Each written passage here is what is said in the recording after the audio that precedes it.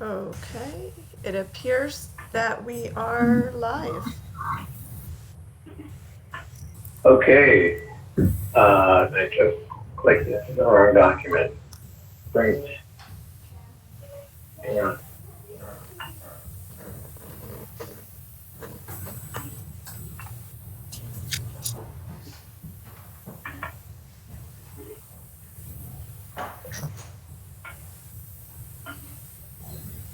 I'm recording through the Google Meets platform as well as a backup, but we are live on YouTube, which should also record. Great. Okay, sorry about that little delay.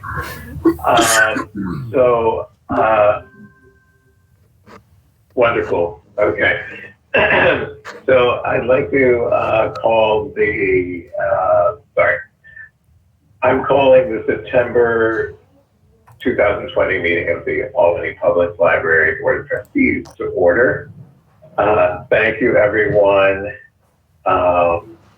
for watching and tuning in. And I'm going to go straight to Assistant Director Melanie Metzger, who's going to talk about how it works to tune into the meeting and how to make a public comment. Okay, well, welcome everybody. Just to let everybody know how this works, we are streaming from my screen, so you are seeing what I see. I will navigate back and forth between views as needed. Just a reminder, if you want to send in a public comment, we are doing that via email. So if you'd like, you can go to publiccomment@albanypubliclibrary.org. That is the email address you will use. Once again, that is public, PUBLICCOMMENT, all one word, at Albany Public Library, as shown on your screen now. That is how you submit public comment to us. We will check at the beginning and at the end of the meeting. And I will click back onto the meeting, and there we go. It's all yours, Matt. Great. Thank you so much. So I'm going to let everybody know that all attendees are present except for Brenda Robinson, who is excused this month. And we did see Arlene Way come in, and I think she may have had some connection issues, and we are expecting her to return to the meeting. Alrighty, so let's get started with our consent agenda. Does anyone want to remove an item from the consent portion of the agenda?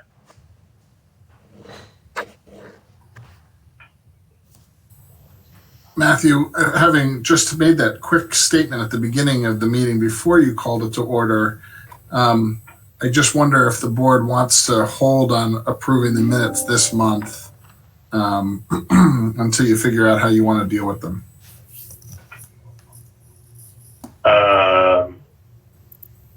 So how would I take the temperature of the board on that? Just kind of Yeah, I think just a conversation about it if people want to discuss it without getting into it. Not on the agenda.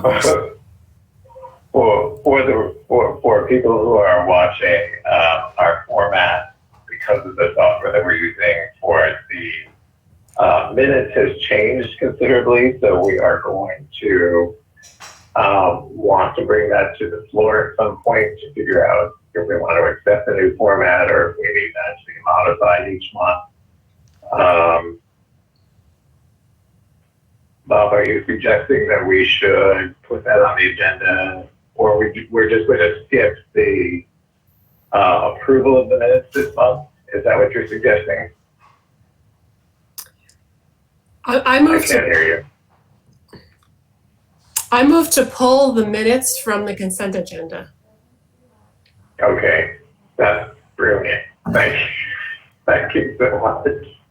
I couldn't hear Bob talking there. I think you said you, but yes. Do we have a second, or do we need to second that, or you're just pulling it? And Jen, a second. So can we? So all in favor of pulling these minutes from the consent agenda. We can discuss it. Are we going to do a voice vote? Or Rebecca, are you putting up an actual vote?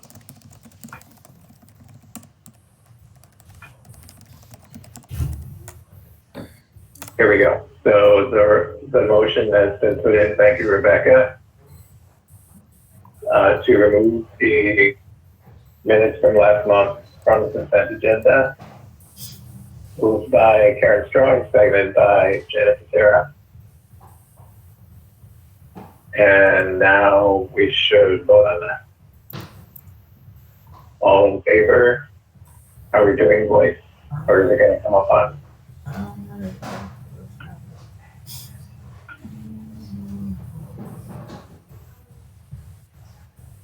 Sorry, I'm in a flop chat here. I kind of don't know what's happening. Motion. Once everybody votes, then it'll tell me who voted, and then it'll show the results. I'm just only seeing the the motion. vote. Yeah, I don't see the vote in board docs either. Do we need to vote on pulling something from the consent agenda? I don't think we. No, I think you've got a motion now. You need to vote, guys. Oh, okay. So we went there. But now we have to vote. I see it on board docs, not on what's projected, not on what's shared, but on my login. Okay, mine just flashed out as well. If you go over to your board doc tab.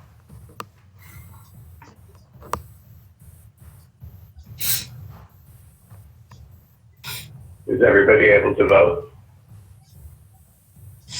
No, I can't see it.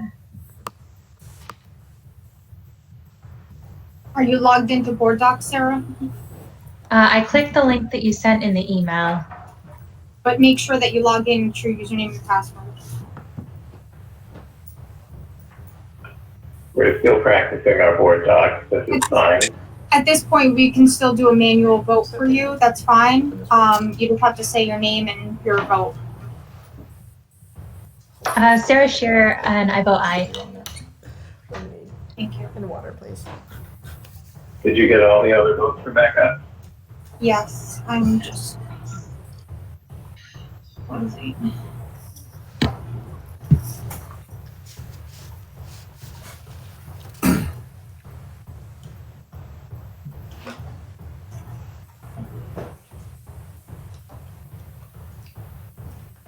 Great. Okay, so the motion carried, so that's been pulled, and we can come and take a look at that separately.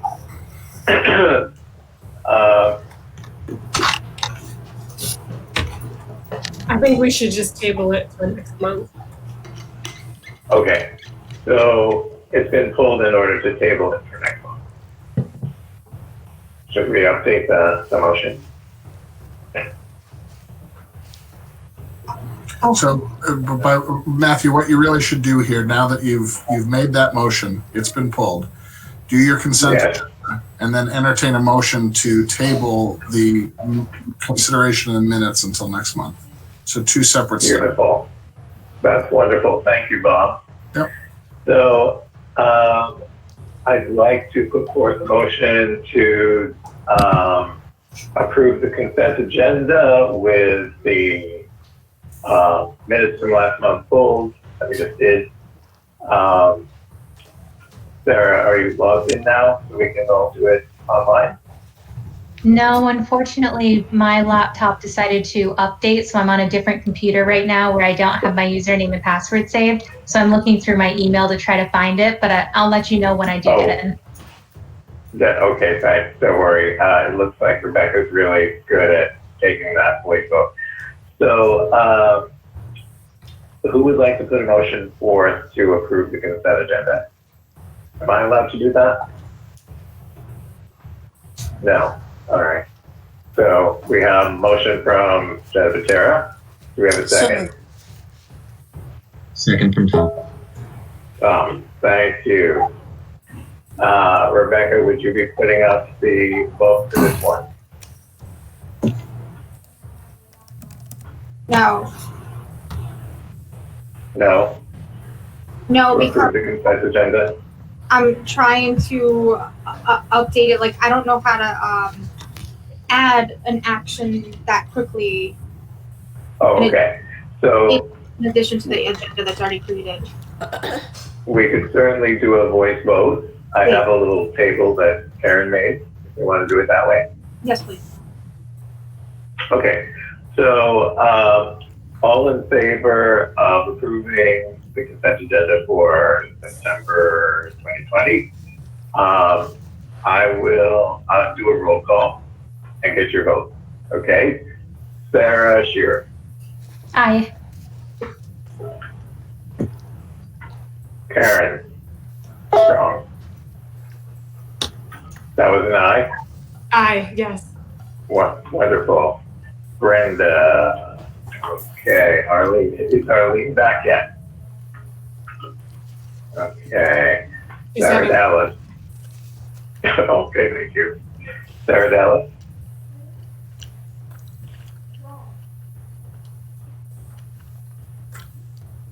Okay, let's come back to Sarah. Tom McCarthy. Aye. Thank you. Brigitte Stryer. Yes. And Matthew, also an aye. Do we have Sarah Dallas or have we lost the ability to hear her? Sarah votes yes. Marvelous. All right. So the motion carries. And we have approved the consent agenda. Whew, we did something. Yay. Okay.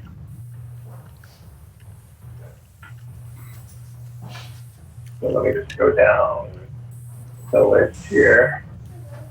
So an item was removed from the consent agenda, which is last month's minutes for approval. We need to discuss why we have removed it and what we want to do about the problem that caused us to remove it. And I know that this was brought up just before the meeting went live. So I'll just introduce the idea. And I did introduce it briefly when we were talking about it earlier, but what's happening is our minutes from the previous month's meeting are being auto-generated by our relatively new Board Doc software. We've been using it for a while, but we've actually boosted our subscription and we're using it for more things. And it was noted that this new format that auto-populates on Board Docs is significantly different from what we've usually done for decades, apparently 17 years, so all rounded to 2 decades. And it contains far less commentary and information about each item. So would anyone from the floor like to talk about what they see when they look at the agenda and what they would like to see? So yes, I'm happy to talk to that. In the past, our minutes have had a little bit of description about the discussion items and a little more information about each motion. And I would personally like to see that continue. And I hope that there's a way to do that on Board Docs that's not too onerous. Okay. Did you want to add anything else, Karen? I know my pauses, because I'm nervous, my pauses are a little short. So. I'm good. Okay, so Tom is chiming in. Great. Let's hear your thoughts. I felt like they lacked our normal format for our minutes, and they didn't look as clean or as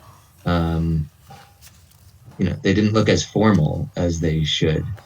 So I definitely preferred the old format, and as Bob and Karen have said, there was less content in them as well. Yeah, Bob being our marvelous counsel who brought it to our attention in the first place. Thank you for that input. Does anybody else want to talk about what they see before we talk about solutions?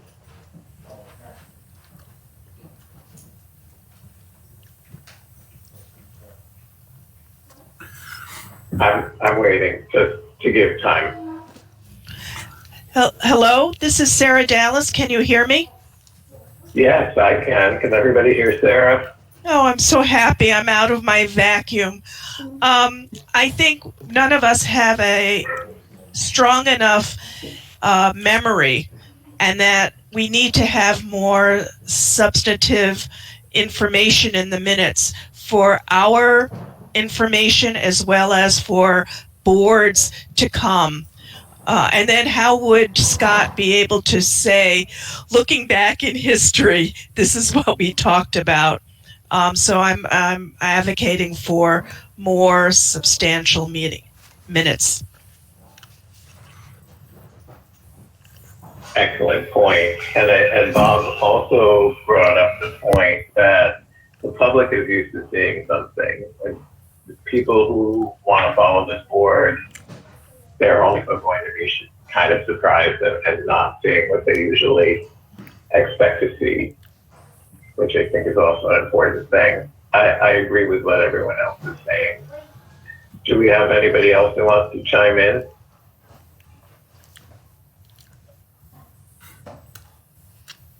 I'll take the opportunity to give you a quick compliment. What you all had previously been doing for minutes really is in many ways a gold standard, because it was just right down the line where it wasn't too much, it wasn't narrative, it wasn't notes of what individuals said, except when people asked that be included, and yet it wasn't purely the action items. It was a really nice balance, and I know that a lot of libraries have looked at your minutes as examples, partly because I've sent them to your minutes as examples. So I'm glad to hear the board is looking at trying to, get some hybrid again. I think Board Docs is really wonderful. It helps the staff to get the stuff recorded in the meeting, but some hybrid between the two is probably an ideal situation. Thank you. A nice compliment from Bob. Whew, that's hard to get. I think we need probably a simple solution. Is whoever was doing it before, I don't know if it was Rebecca or Stephanie, Simon was working on it, or was Scott working on it, or was it Melanie? Can any of you help me understand, or help us understand, who was doing it before so well? So that was a combination of Rebecca and Stephanie doing the minutes. So great. We were hoping to cut down some time, but we can go back to that way. And I okayed the minutes to go this way, so this completely falls on me. So we will do a little bit more. We will move it more towards how minutes have been done in the past. And my apologies. Oh, please don't apologize. We're trying the software, and this is fine. And I wonder if maybe the auto-populating actually is something that you and Rebecca can kind of copy-paste to make the base of what you use to just add some of the extra information, so that it wouldn't be so hard for you to recreate. That's my hope. So with that said, I think, should we postpone approving the minutes at all until, hello Arlene, should we postpone approving the minutes from last month until we get to our next meeting and we approve 2 sets of minutes? Does that look good? Is that, Bob, is that a motion that needs to happen? I think that would be a good idea. Yeah, a motion to postpone until next month or table indefinitely would be in order. Okay, do you think that's something that could be done in the coming months? So that at the next meeting we would have 2 back in the old format, Scott and Rebecca. Is that doable? So we could approve the new one that was created for last month and then the one created for this month? It's definitely. You're looking. I'm adding a motion. I can't hear you. Okay. So is that okay, Scott and Rebecca? Yes. That it's not too much to get two out? No, we can get it together. We can put it together. Okay. Thank you. So wonderful. Rebecca's putting up a motion. I'm going to go over to my board doc tab. And if anybody needs to do a voice vote, let us know. I was able to sign in that. Oh, great. So we should get a motion from the floor that can be seconded to postpone last month's meeting minutes approval to next month, when we will have last month and this month in the desired format. Charlie? Do I have a motion? So moved. I second. Excellent. So moved by Sarah and seconded by Sarah. How's that? Moved by Sarah Shearer and seconded by Sarah Dallas. Is there any further discussion? Oh wait, we vote first, right? No further, no. Any further discussion? Let me pause.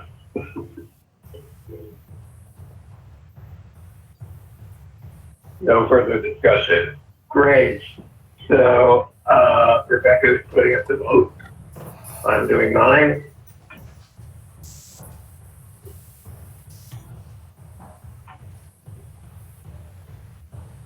Arlene, are you able to vote in board docs, or do you need to give us a voice vote?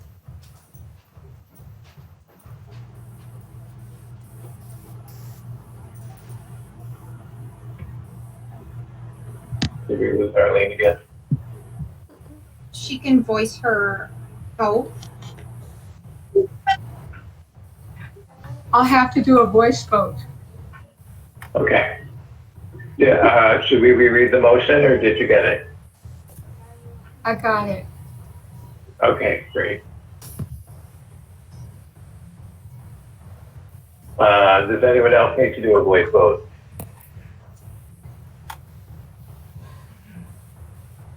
And Arlene, if you're ready, go ahead and give us your voice vote. Yes. Thank you. Yes. Thank you. And the motion carries. Great.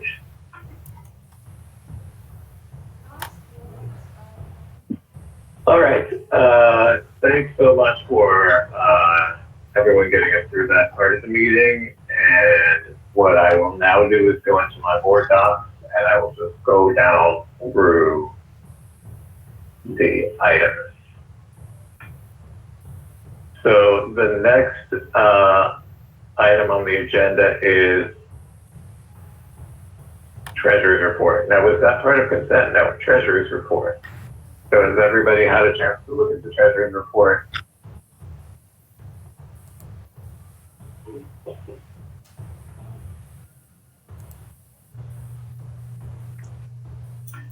So I have a Were question. there any cool?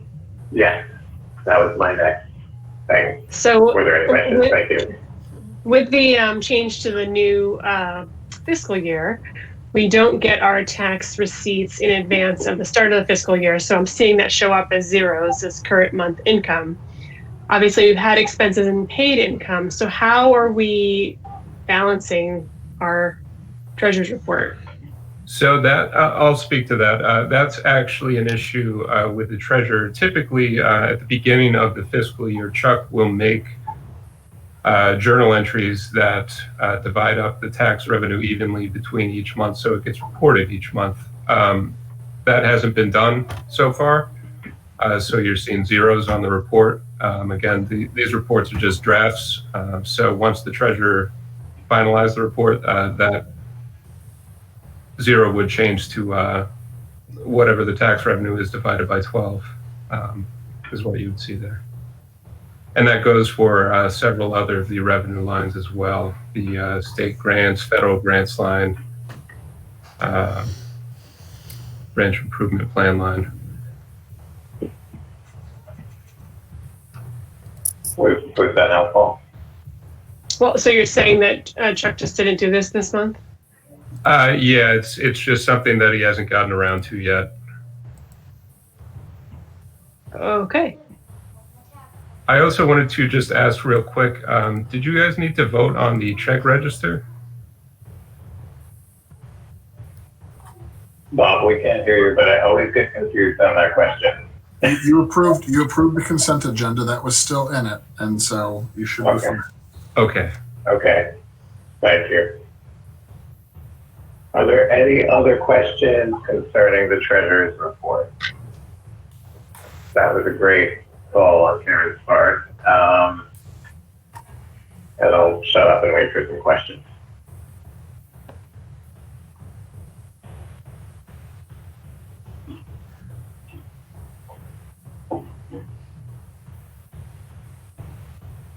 Okay, hearing no further questions. I think I still get confused about, are we voting to accept the treasurer's report? Yeah, that was part of the thing. Okay, great. So let's move on to the next item on our agenda, which is the capital fund report draft. Are there any questions about the capital fund report or anything that people would like to bring forward about it?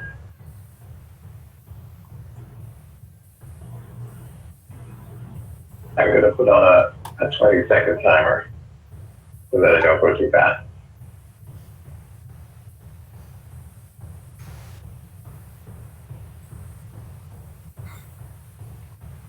I was told to control my scroll or something earlier today, whatever that expression is. I was texting too fast.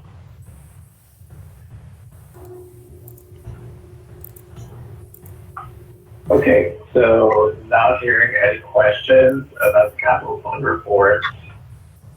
I'm wondering if we should go over it at all as a group, or if we're all happy with it. I think we're all happy with it. Everyone's had a chance to see it yet. So Karen, yes, thank you. She's saving me again. So I'm seeing that there's a capital fund check register that's on this line and wasn't included in the consent agenda. So do we need to vote on this one separately? You do. Yeah, thank you. There it is. Cap check. Yes. So I'll move to accept the capital fund check register. Okay, I see it. It's got a big one item in it. Do I have a second? This is Sarah Dallas. I'll second. Okay, are there any comments about that capital fund check register?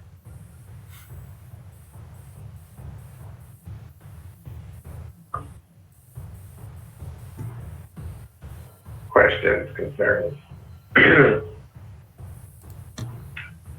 All right, Rebecca, are you ready to put up a vote to accept the capital fund check register, or should this be a voice vote? Because this came quickly.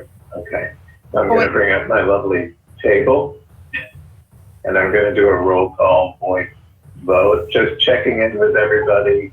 Are we ready to have this voice vote? Okay, and I think something weird happened before, and I missed Jenna in the last voice vote. Oh my God. Okay, sorry, Jenna. I'm moving that so that I can. Okay, so this is going to be capital fund check register. I'm just putting that in the header. The computer don't know what it is. Giving people more time. It's pretty deliberative. Okay, so I'm now ready to take voice votes. I'm going to start with Jen Tara.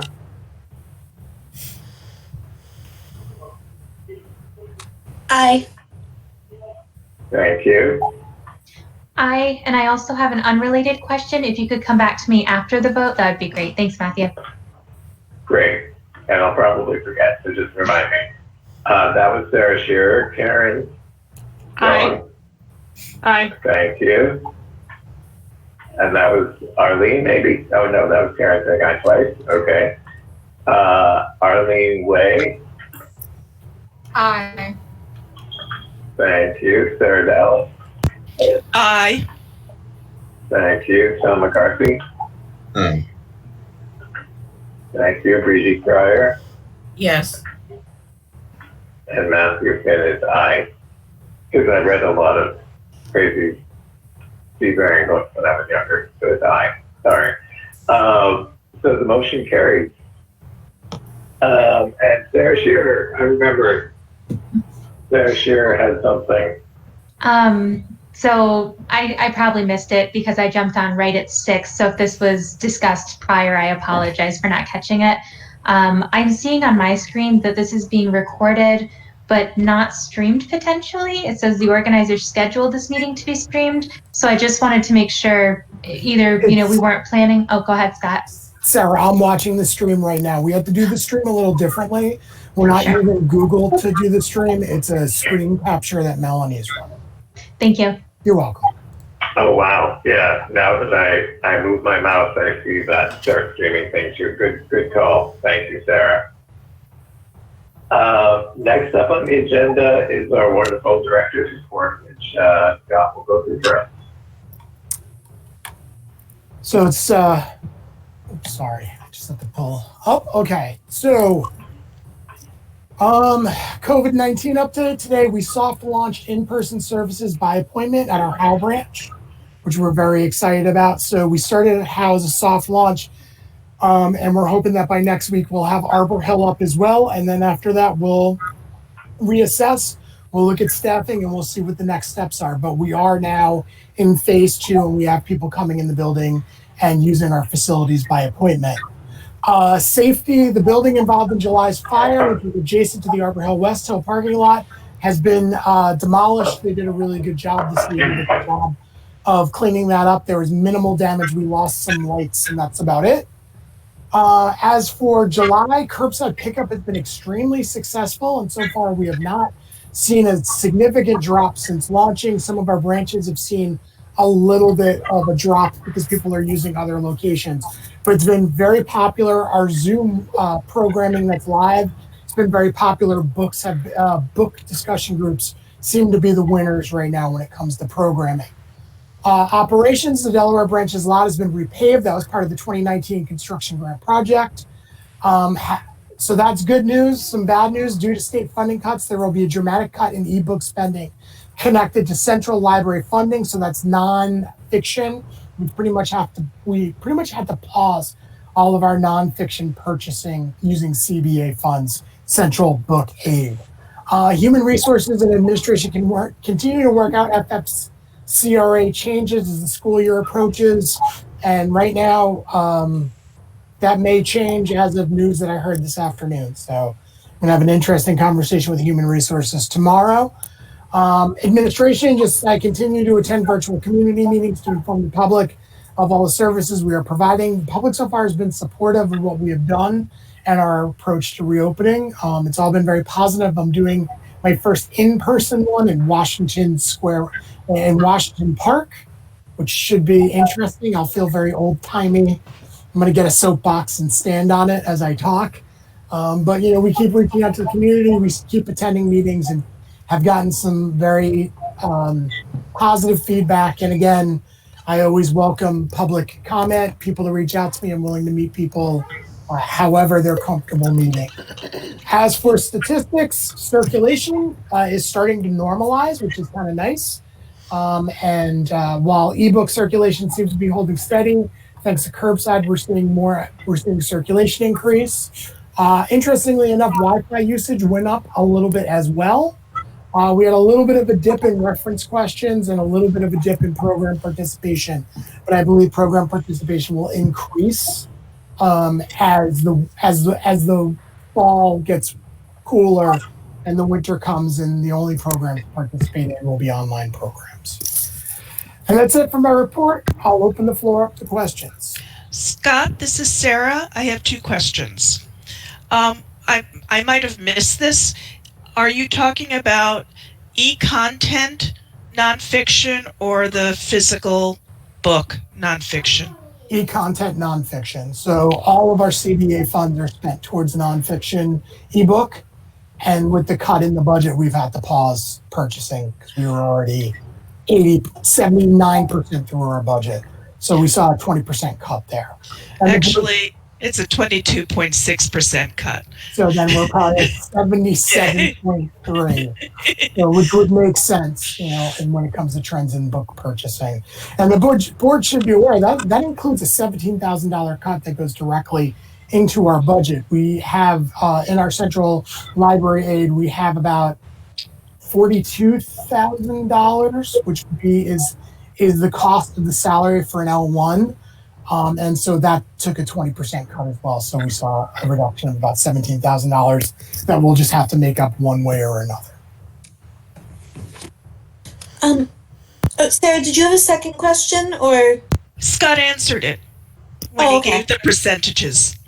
So I have a question. In your discussions that you've had about reopening with the community, have we talked at all about accelerating reopening as we discuss cuts because of the all virtual nature of grades 7 to 12 in Albany Public Schools?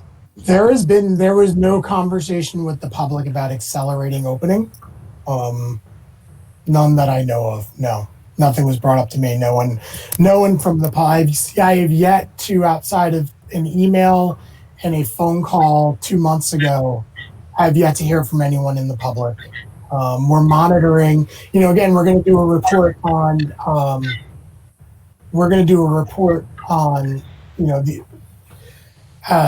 the poll that we did with the public. And there was some comments there, but you'll see in there the majority of the support is a slow reopening.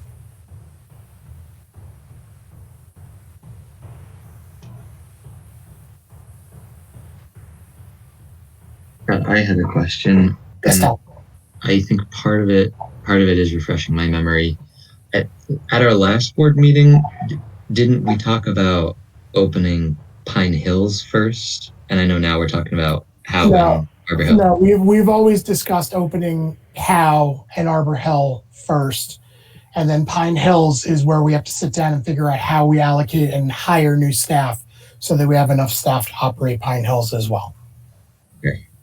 So Pine Hills has always been on the list, and we selected the locations that we did based on their usage. So in other words, Pine Hills is a circulating branch, Bach is a circulating branch. So we're comfortable with doing curbside there because it's a lot of the business that we do there. Howe, on the other hand, is almost, the majority of the business that we do there is reference or digital inclusion work. Same with Arbor Hill. So the reason why we selected those locations is we can't do curbside with laptops. So we have to start providing some internet connectivity for those communities. That sounds great. Yeah, I think those are great branches. Thank you. Scott, I think you just mentioned vacancies, and that reminded me of the numbers in the report. Our current vacancies slightly higher, or is that what they typically are? They're inching up because we have put a bit of a freeze because the idea is to actually sit down and do an analysis of what are the staffing needs for the next year or two, since service looks so different and is so much more transactional. So we're just, and I found out today I had 2 more resignations. So we want to sit down and figure out, okay, we don't want to just hire people based on, what we needed in the past. We really need to sit down and look at what we need to hire in order to move forward. Is it more clerks? Because curbside, again, I really want to, I want the board to understand that curbside delivery is not easier than running a library. It's actually a much more complicated process. So we really have to sit down and go, do we need an additional clerk or 2 instead of hiring a librarian? If we're not going to be doing programming for the next 6 months to a year at every location, does that mean that we take that salary and we put it towards clerks or an LA or a community engagement clerk or a facilities person? Because we are having issues with facilities people and having enough facilities people to keep buildings open with the cleaning protocol that we've put in place. And that was sort of my follow-up question. Are we seeing, like, of the 15 vacancies, more vacancies in one area than another, or is it pretty spread out between the departments and types of jobs? I think it's what we're seeing is more frontline staff leaving They're, especially our part-time frontline staff who are over 50 are deciding that maybe they're going to retire. So we have a lot of part-time positions coming open, clerks and library assistants. But we did have 1 or 2 retirements of librarians a few months ago that are reflected in those numbers.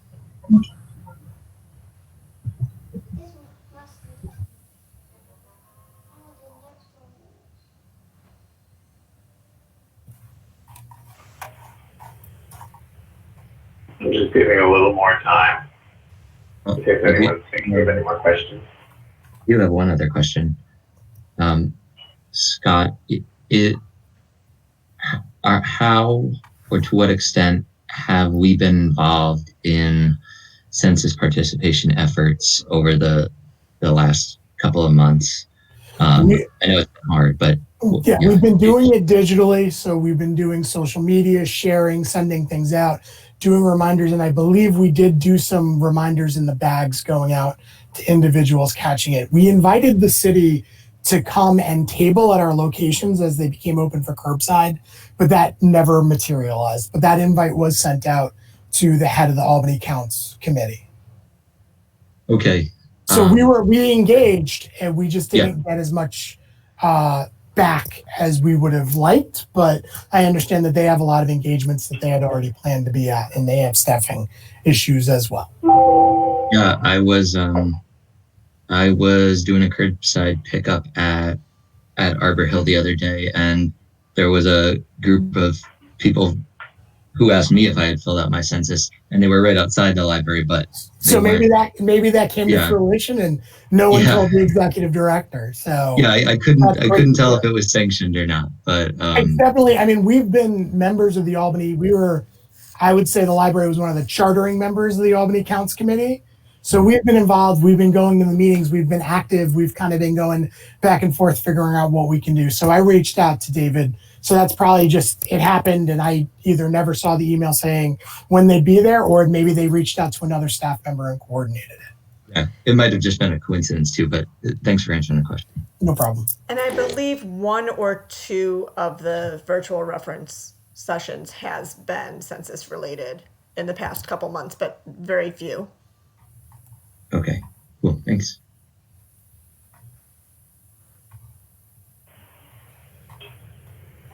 Just giving 1 more pause. Okay, so everybody thinks of everything else.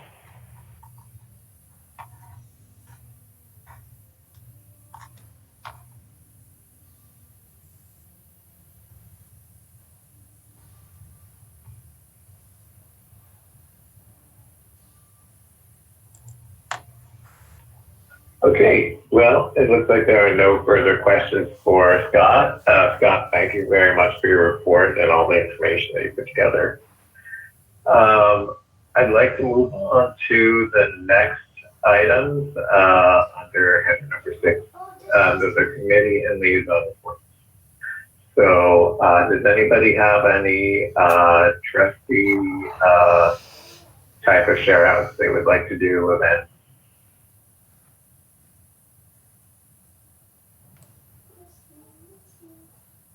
I'm just pausing. Yeah, I'm counting minutes on my phone. Thank you, Tom. Actually, I have a couple. So the first thing I wanted to say is that I watched the lecture about housing inequity that was done in person back in February and posted on YouTube, and I really wanted to go in person, so I was glad that it got put on YouTube, and I watched it, and the presenters were great. So thank you for putting that up. And then the other thing is that I've heard from people in the community who were really impressed with the curbside pickup operation. And including one person who doesn't use the internet, but they called the library and said, I don't know what books I want, but can you just put them in a bag? And they did, and they said it worked really well. So I just wanted to commend you guys on what I'm hearing from people. This is Sarah. I was part of a conference call with Senator Schumer's staff about federal aid to libraries and municipalities. And unfortunately, the news wasn't what I wanted to hear. Senator Schumer is supporting libraries, but I don't think we're going to be getting another aid package anytime soon. Thanks for sharing. Sorry to hear that. I'm going to count a few seconds. Okay, great. Yes, next. So, I heard from a number of friends and neighbors about the Ask a Lawyer program that went on, and just how valuable it was, and actually how much they'd love to see it happen again. That was a really, really wonderful program. And then I also am about to get my shirt for summer reading. I'm really excited. Teddy and I completed summer reading and are about to try curbside pickup, but I know I've heard from a number of community members about their positive experiences with curbside pickup, and especially with the free book bags that are being handed out. That was a real fun bonus and exciting thing. I have been hearing a little bit from folks about just worry about access in the community with virtual school this week being announced. Thank you. I'm just counting some minutes, some seconds on my phone here for a pause. I just had a comment. I'm a ebook overdrive user, and I didn't know that library cards expire until I tried it, and it expired. But I just called the next day, and it was a long 8 hours to the next day because I wanted to hear that book right away. I did all the Harry Potter series, so I was doing all the companions, so I was like freaking out, but I stood firm and not go to Audible. So I was like, no, just get your library card. And so he told me 3 years. I didn't know. I never had that experience before that they expire. But I was well taken care of. Awesome. I will chime in and say that I've been keeping busy with my ebook reserves and checkouts and all my progressive political books. Maybe I shouldn't say progressive, but those are the ones that I look for. And even though we're going to have our budget cut for nonfiction, some of the recent ones were available, and I actually got them faster than I thought I would. So there you go. I'm going to wait for about 10 seconds. I would like to chime in. I attended a Cana meeting on Wednesday, and Scott made a presentation.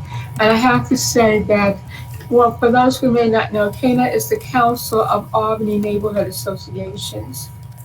Scott made a presentation about the current status of the library. And people, the neighborhoods are concerned, but I have to tell you that his presentation was really well received. And the library should know, staff should know that they have support from the community. The other thing I have to say, and this is outside of the Cana meeting, I've been hearing from the community some real interest about when people will be able to have access to the library, to the facilities. There with the schools going virtual, and students not having access to computers. The library is viewed as an important resource. And so there is some concern about how that resource might be made available to students and to others who really need to have that support. So the library is treasured. Scott made an excellent presentation. The library is loved. And I suppose, people just want to know when they're going to be able to get through the doors. Awesome. I'm just going to give another little pause in case people want to bring anything else up.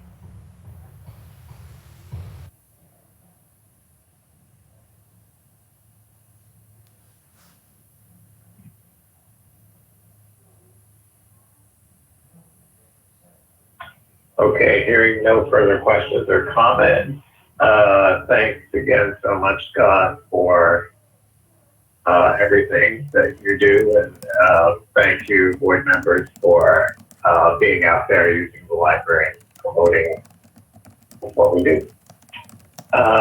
Next report would be the Upper Hudson Library System report. So they didn't have an August meeting because that's just the calendar. They usually don't have August or December, so they decided not to have an August meeting. So the next meeting will be tomorrow. I will be stepping out of the Elves Board tomorrow, and Arlene will be getting ready to go on to the Elves Board as our liaison starting the following month. Then we have a report from the Finance Committee. This is the Finance Committee, and I understand they will be talking about some work that they did that will result in a motion. That will then be addressed. They will report on it now in the committee reports, and then it will be addressed again in new business as a motion. Committee Chair. Thanks, Matthew. So the Finance Committee met a week ago from yesterday. We had one item of business to attend to, and that was the 2020 budget modification. Really quickly, in terms of revenue, we're collecting $12,000 less for our BIP loan due to decrease in projected expenses, almost a $50,000 reduction in New York State grants, and a $60,000 reduction in fees and sales from our branches being physically closed. So altogether, that's about $122,000 reduction in our revenue. And then just to highlight some of the larger changes in our expenditures, there was no change to salaries, and the biggest change was about $100,000 reduction to employee benefits, although there's no actual reduction to benefits. It was just a number that we had, the business office had conservatively budgeted, and when the bill came in, the actual amount ended up being $100,000 less, so there was no change made. We just ended up saving money. We're also seeing about a $20,000 reduction to utilities due to both building closures and slightly lower rates than last year. We're also seeing a slight decrease to programming. And while IT is currently working on some projects, we might be spending more money there in the future. Some things are wrapping up right now, and there might be some decisions coming, and we allocate more money there in a little bit. We're using almost $180,000 in fund balance for the year, and it was brought up at the meeting that we may want to consider doing another budget review this year, even if we don't do an extra budget modification, just have a Finance Committee meeting to review where we're at with the budget, and we're going to be doing that. The Finance Committee approved the budget modification unanimously. And with that, I can take any questions.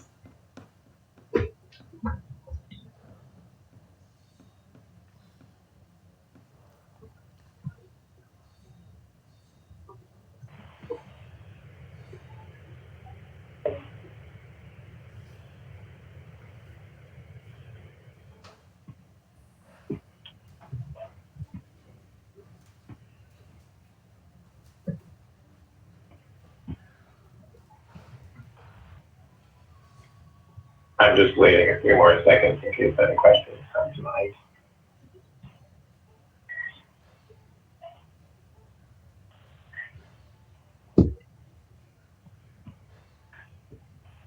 All right, Sarah, thank you so much for that report. The motion that you made to accept that budget mod will be addressed in the new business portion later on in the meeting. So now we're going to move to number 7, information items. Put an extra all in there.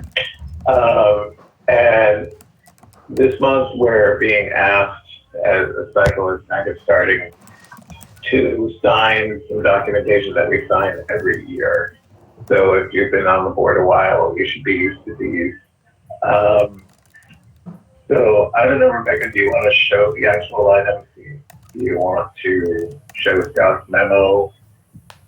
Okay, so according to Scott's memo, we are going to be signing the annual policy acknowledgments by trustees. And those are the whistleblower policy and the conflict of interest. And are we signing the UHLS? No, okay. That's So Matthew, informational. Okay. this memo is just kind of a list of information of things that don't necessarily need to be voted on, but to give the board an idea of what's going on, some things that are close to policy, and then some policy or procedure or finance discussions for the future. So we're at our annual acknowledgments of policies. We have 2 policies that are in place, the whistleblower policy and the conflict of interest policy. Every year, trustees should be re-signing those acknowledgments. They've read the policy. There's no particular... Re-signing. Sorry, just kidding. So that's for you all to look at. Just sign and send over to Becky so we have it on file. It'd be nice to have them before the next board meeting. And then the other informational item I already covered in my board report, which is just central library aid and the reduction of central library aid, 22%, not 20%. 22% that's been taken out. 22.6, I think I heard. Yes. Just kidding. Thank you, Scott, for clearing that up. And the wonderful President Emeritus, who is our current secretary, and I talked about how people are going to get these signatures done, in case they were wondering. So if you go onto Board Docs, the documents to be signed are in PDF. If you are good, like Aaron is, at signing PDFs electronically and forwarding them to Rebecca without a problem, that's great. We recommend you do that. If, like me, for some reason, you always lose the data when you're trying to sign a PDF, I am going to print mine and sign them with an actual, this is important, so I might use a fountain pen like this one, because I like those. I'm going to sign them, I'm going to take a scan on my phone, and I'm going to send the scan to Rebecca. Those are the 2 major ways to do it. If anybody has another way, let me know. Maybe there's another way we can use. Can I sign it and just mail it in? That's a great question. Would that be acceptable, Scott and Rebecca? Sure. To get the signature by mail? Okay. So that would be that's great. like a 2A. That's like a 2A, and the scanning and phone is 2B. And it's to the 161 Washington Avenue address, correct? That's correct. Thank you. Perfect. The conflict of interest annual statement is required by the not-for-profit corporation law, so we really have to make sure that one gets done. So please don't dilly-dally on that one. The whistleblower is your policy; it's a good idea, but the conflict of interest is a statement that we have to do each year. Thanks, Bob. If anybody has trouble with that, you can contact me offline, and I might be able to help you at least print it out and tell you how to get it to Rebecca. Okay, guys.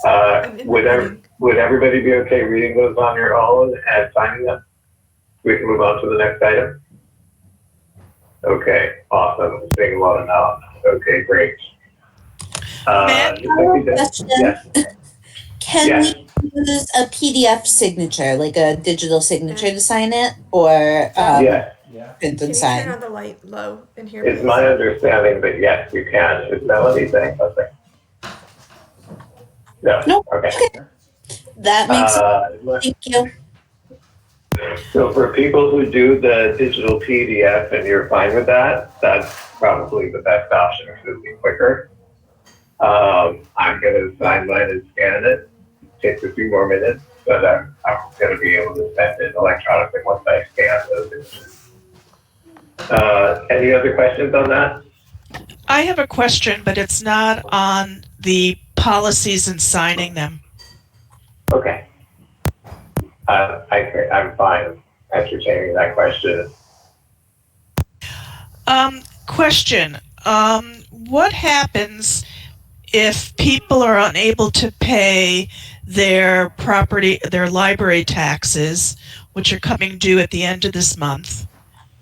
And I know that the county is supposed to make up the difference, but if the local aid is being cut left and right, what happens to our library and its funding?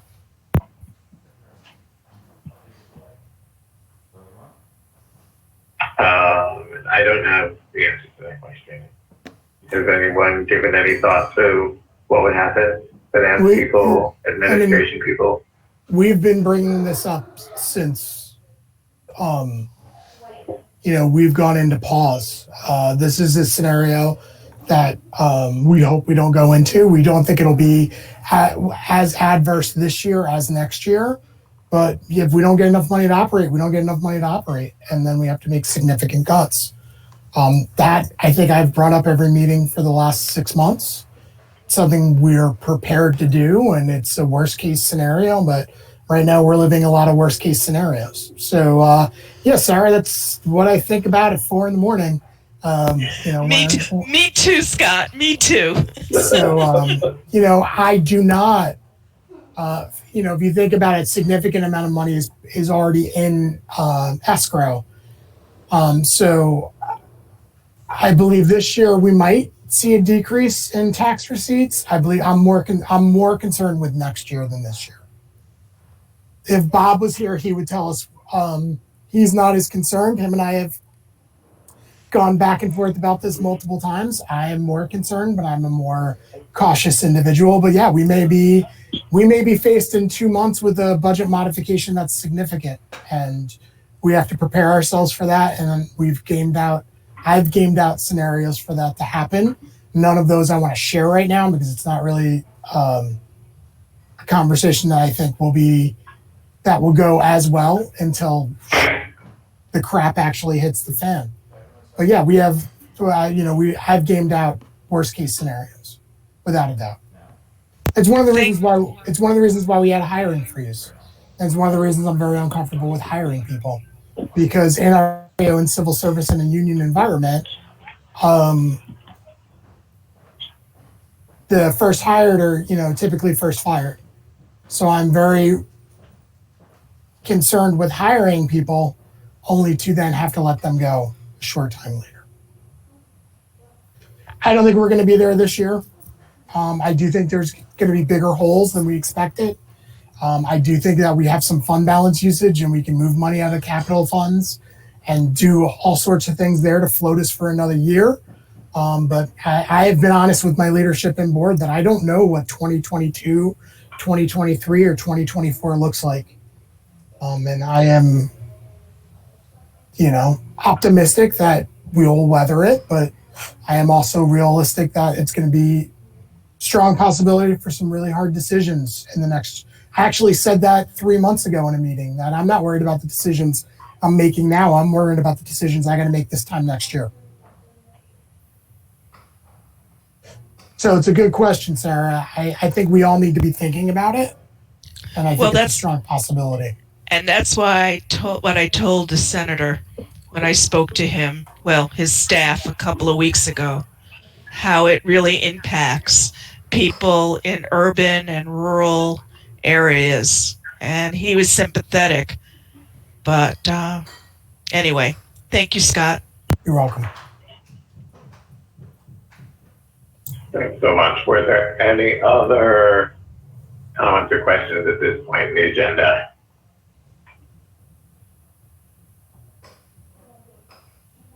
Okay, so I'm going to move on to new business, which is under number 9.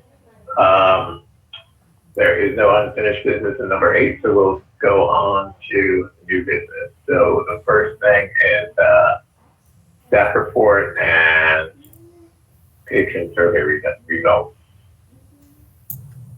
Hi everyone, it's Stephanie Simon, the library's public information officer. I'm going to be presenting to you tonight. Let's just get going with this here and we can start. Hopefully I'll give you some good news to offset the little bit of a downer discussion we just started. So we'll see what we can try. Thank you. did a patron survey. We typically do these twice a year.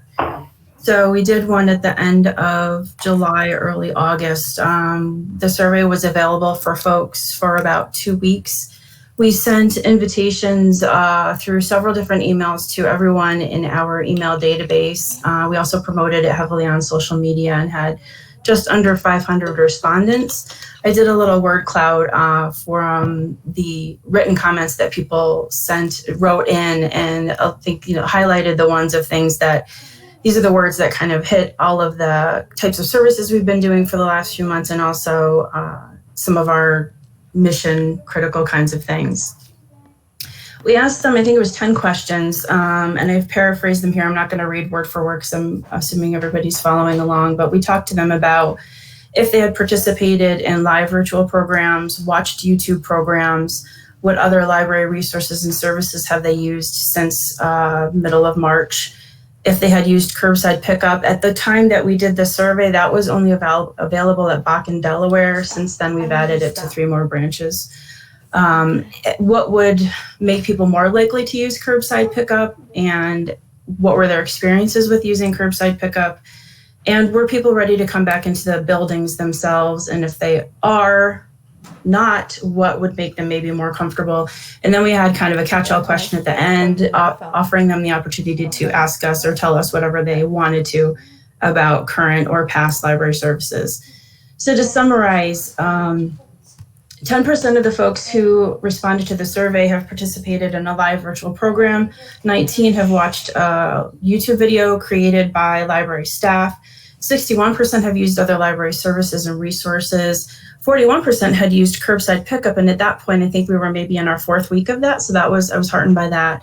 And of the people who have used curbside who responded, 96% of them said that their experience either exceeded or met expectations. In terms of what would make people more likely to use curbside, 20% of folks said that they would like to see evening hours, and 30% wanted us to add weekend hours. In terms of are people ready to come back into the buildings, 59% of the respondents said that yes, that they are.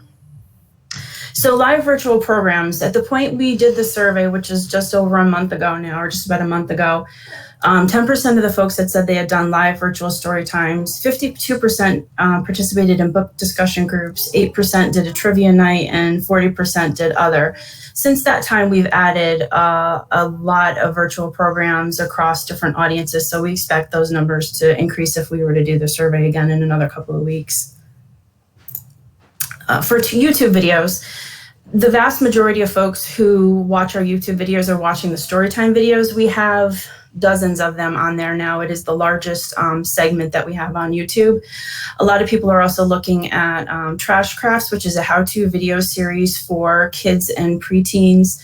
The Albany Made podcast is listened to fairly frequently through YouTube. That we used to just run that through our website and through SoundCloud and the other podcasting apps, but we added it to YouTube, and that's getting some attention as well. We've got a couple of recommendation shows, one where a staff member recommends books, another one where they recommend movies and music that can be streamed through Hoopla, the cooking show. So there's a good variety of things on there that people seem to be finding and enjoying. Other services, it's not really a surprise that 75%, the largest percentage of folks, have read ebooks or listened to e-audiobooks during this COVID time. The next largest percentage is streaming and downloading movies and music. People were very happy that we added Hoopla. That was reflected in the comments section. Folks are also calling us and emailing us asking for reference help. Very early on after the closure, we added 3 Google phone lines and email addresses that people are using very much to just ask us general reference questions.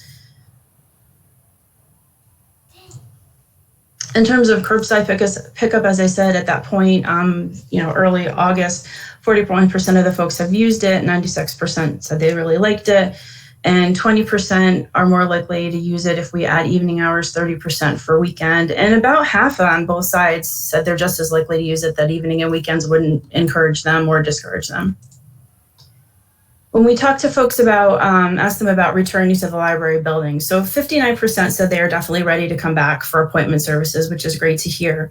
And 16% are definitely not ready to visit, and 25% of them were unsure. So we thought it would do another word cloud. In terms of the written responses on this one, hand sanitizer, social distancing, masks, limiting numbers of people were repeated multiple times, which I don't think is surprising. So we put in a few quotes from folks who talked about the things that would make them maybe more comfortable about coming back into buildings. I'm not going to read all of them, but essentially multiple people talked about wanting everyone in the buildings to be wearing masks and for staff to enforce that usage by patrons and staff. They want hand sanitizing stations. They want to make sure that tabletops and chairs and equipment and machines get wiped down throughout, sanitized throughout the day. A lot of people talked about, even when you open the buildings for in-person use, please continue to offer curbside pickup because they really enjoy that. And then there were a few people who talked about, they have absolutely no interest in coming back inside at all because they don't want to go inside any public building, frankly. And there are also people who are ready for us to open up as normal, because if Barnes & Noble and the grocery store can be open, then why can't the library? So those comments kind of ran the gamut. In terms of that last catch-all question where we asked folks if there was anything else they wanted to share with us, some of these responses are directly related to the kinds of services that we've been providing since the middle of March when we had to close the buildings. Other people talked about age-old topics like parking at Washington Ave. So some of them are current and some of them are kind of previous when we were in our normal state of operation. A number of people talked about being happy to have Hoopla, and the Libby app was very popular. Some folks asked for more e-content. Some people want more nonfiction for particular audiences. Some people talked about, thank you so much for being open and available. We're happy with the way that you're doing it. The staff is great. Other people said, could you please just reopen? We really, want the services that you can provide to us in person. And then here's a few more comments too. Same kind of things, people are looking for copier and print services, looking to use computers. Some people wanted us to expand our virtual programming into kind of like outdoor programming for children and things like that. In terms of an analysis of what we learned or think we learned from the survey results, the folks who talked about live virtual programs. So as I said, we've expanded the kinds of live virtual programs that were being offered in the last couple of weeks, actually, to appeal to a broader audience. We're also looking at, different times of day and days of the week to provide the programs. So we've got some things like music participation programs for toddlers, writing seminars for adults, job search workshops, family story times, disaster preparedness sessions, and other kinds of financial and fiscal things for folks to take advantage of. And these seem to be getting lots of registration, so we're assuming that they're going to be pretty popular. And those are pretty much, those are the kinds of programs we would have had in person. Now we're just trying to figure out ways to offer them in a virtual format. In terms of the library-produced YouTube videos, we're talking about ways to increase the view numbers of these, get more people aware of the fact that they exist and that they might find enjoyment or education in some of them. And we're looking at the metrics of each of the videos and themselves in the series that we've got to try to determine which ones seem to be the most popular and try to do more of that as we're planning for the next quarter of library-produced videos. In terms of curbside pickup and figuring out how to get more people to use that, we've expanded since we did the survey. So now we've got 5 branches that are providing it. And we could talk about the feasibility of the staffing curbside pickup outside of the current hours, if that's something that folks are interested in trying to consider if we can do that. In terms of folks coming back into the buildings, just repeat, a lot of these people are going to be really happy with the start of How quietly today and hopefully Arbor Hill West till next week. I expect that we're going to face some criticism from people who want, their neighborhood branch to be open, which we obviously aren't able to do at this point. And I think we're going to hear from some people who are probably upset that we're not open all branches for all types of service already. So I think we're going to run the gamut from happy to have this to why aren't you doing it everywhere kind of thing. And then in terms of the people who are not ready to visit inside the buildings, a lot of people shared steps and directives they would like us to follow to make them feel safer inside the buildings. Some said they're not ready to go inside any buildings until there is a vaccine, and others are very happy with our measured and science-based approach to reopening services and locations. So we typically do the surveys twice a year. I have a feeling because we are changing services so rapidly and differently that we probably might want to do this again in another couple of months after we've had appointment services open for a bit, but we can talk about that. Does anybody have any questions? Stephanie, this is Sarah Dallas. I think you did a lovely job and it was a very clear presentation. Kudos to you. Is 500 a 500-person response? How is that? Is that 1%, 4%? Oh, I don't know the percentage off the top of my head, but I think the most we've ever gotten is like in the 700 or 800 range. It varies, I think, depending on what we tell people the focus is, how often we push the email out. I was looking at some of the metrics in terms of how many responses come back after each kind of push of it out into the community, and people really respond. A lot more people respond right after they get the email. So I think we can change up a little bit how often we email and when we send the email, because I was kind of erring on the side of, oh my God, people don't want to get the same email a ton of times from us, but maybe that's something that we can do to try to improve the response rate. But we were pretty happy with it, actually. The number of responses was pretty good compared to what we normally get. Thank you very much. Welcome.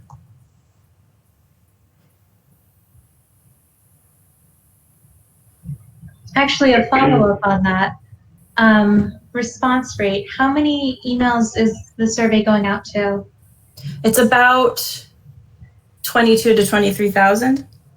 But people also see it on social media. Got it.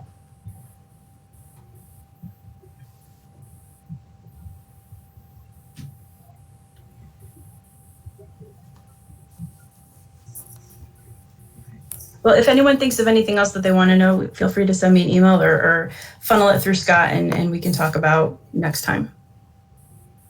Thank you. Thank you, Stephanie. I'm just gonna hold 10 more seconds before we move on.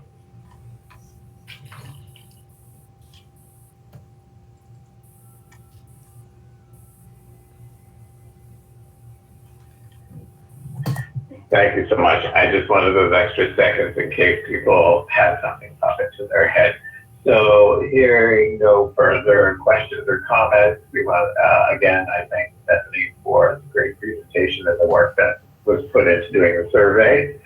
And we're going to go on to the updated COST, the continuation of service plan.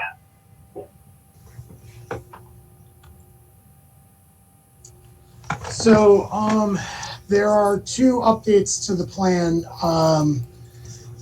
The first is just that we will be going back for books and material. We'll be going back to 72 hours for holding them, and then separating out DVDs and holding those DVDs for an additional 24 hours. So we're going to be doing 72 hours for books, and we're going to do 96 hours for DVDs. We have received some guidance from Realm. Right now, we're pausing on using that information going forward because there's just way too many questions and almost no guidance. We're just getting the scientific evidence, and there's no one at any level with a scientific background telling us what it means for us. So we're following the 72 hours just based on the fact that that's what most libraries are doing across the country, and we've yet to see anything come to us that people are getting sick from borrowing books or there's contact tracing going back to books. So, the last Realm study really threw everybody off, and my opinion on it is simply until that group or the American Library Association or the IMLS or state ed or whatever, a state library somewhere actually finds somebody to give us a general idea of how much virus someone can, load onto a book and how much that virus takes to get somebody sick, we can't keep moving those hours up. So it's really frustrating, but that's where we're at. But we're doing it based on what we're seeing other libraries doing and following their best practice. So it'll be 72 hours for books. So that we'll be dropping back 24 hours when it comes to books, and then doing 96 hours for DVDs. And then the other update for the continuation of service plan is a guidance for moving forward document that everybody can look at. This is really just an idea of what numbers or a number we can look at to inform us of what phase we should be in. So again, our hope is we're in phase 2 right now, and according to this, we should be in phase 3, but we're not there when it comes to capacity of the organization. But we look at infection rate. The governor loves to talk about infection rate every afternoon. These are the numbers that we're comfortable with how we continue service going forward. So we've been at if we stay under 1% for another 2 months, we've been there for 1. We stay under 1% for another 2 months, then we're totally comfortable going into phase 3, which would be an opening of all locations with headcount. The only way that would be possible is if we stop doing redundancy scheduling. So in other words, the only way we could open up all of our locations, still doing headcounts, and my suggestion would actually be still doing by appointment, but we'll see when we get there. We would have to reduce redundancy scheduling because we can't do it with having the A/B shifts. So let's really. I refuse to put any of our openings on a calendar, but this is just a guidance document to help my staff, myself, and the board understand where we would be comfortable at certain phases. And the second page is just kind of a flip. So in other words, we may hit in March. We're in phase 4. The second phase of phase 4, we're doing great. Everything's doing awesome. And then everybody goes to a motorcycle rally, and there's a super spreader event, and infection rate goes back to, 0.1 or, 1.5. Then we would move back to those phases, which would bring us back to, places we don't want to go. So again, this isn't, I would say this is more like IKEA directions and less like a straight directions. I have a couple of questions. Sure. So just to clarify, infection rate is the number of positive tests compared to the number of COVID tests done. That's what you mean by infection rate? Yes. And are these? Okay, but I think we should be, we should be as clear as possible. And then if these are for, this is in Albany County, this is statewide. This is Albany County. Okay. I think it would be helpful if it was just add those details. I thought we added Albany County because that was a question from staff, but I guess I didn't change that in this draft. So yeah, we'll make those changes. I also say this is really helpful to just give a sense of what might come, and just to help us be prepared for what might come. So thank you. And these numbers could change. We could have a conversation, and these numbers could change. But this is just based on what we're seeing around the country, and what, there was just an article in Library Journal today about multiple libraries rolling back and going back to curbside. So this is just to give everybody an idea, or kind of just a little bit of a guide. Scott, this is Sarah. Are you taking temperature of employees and the public coming into the library? We're taking temperatures of employees. We're not taking temperatures of patrons.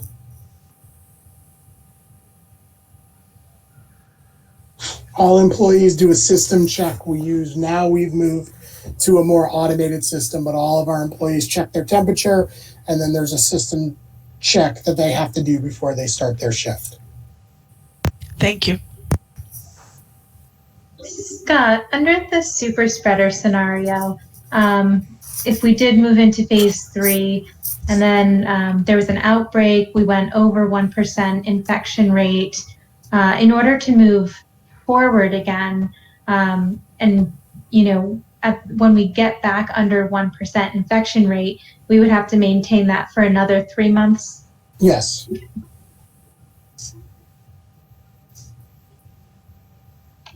Scott, where did you get the 3-month number from? That's honestly just a guesstimate. I'll be completely honest. There's no, you know, that's what we're comfortable with based on how we moved along in the last 6 months. Okay. I wish I had somebody that could say, hey, it would be better to do it this way, but Yeah, no, I get that. you know, it is, you know, I was really hesitant to do this document because of it, but you know, that to me was, I had originally said 6 months and I was told to bring it down to 3 months. So, or, you know, this is looking at it with my leadership and seeing what we're comfortable with. Scott, does that mean that each phase, part 1, part 2, would be a minimum of 3 months? I mean, again, none of these are set in stone, so we could make the decision that, you know, we meet and we discuss, all right, you know, the infection rate went over 1% for 3 weeks, but now it's been a month where it's down and we just changed these standards. Yeah, I mean, when the governor was doing the phased reopenings, he and Zucker were using the 2-week as a measure. Basically, if you get infected, it's typically if you're in a hospital or you're showing signs or something, it's going to come out in the following 2 weeks. So, you know, 2 to 4 weeks, typically, you know what happened 2 weeks prior. Sure.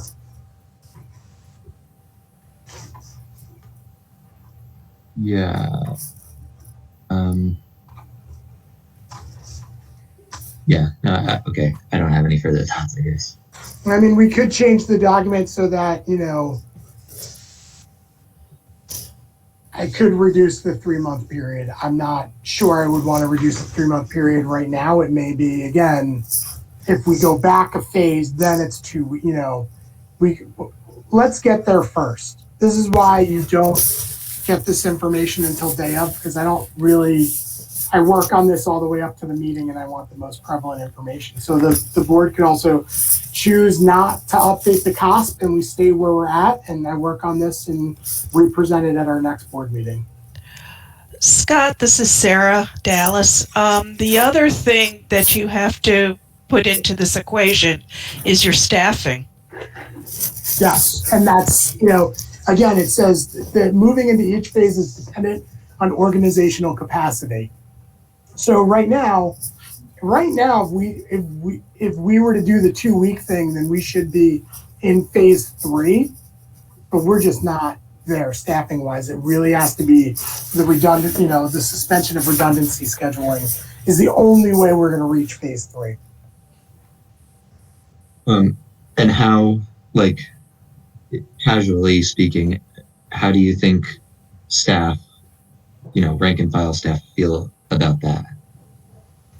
Some want it gone and some don't. Just like some people want the library to be open and some people don't. And then there's a ton of people in the middle who aren't sure what to do. So, you know, I think the staff are worried about it, and there are staff who are concerned. There are staff, you know, again, even if we reduce redundancy scheduling, it doesn't bring all of our staff back, because if we have staff who have children who are home, they can't work full time. So even when we get rid of redundancy scheduling, we're still going to be down probably about 7 full-time staff members due to school not being in session.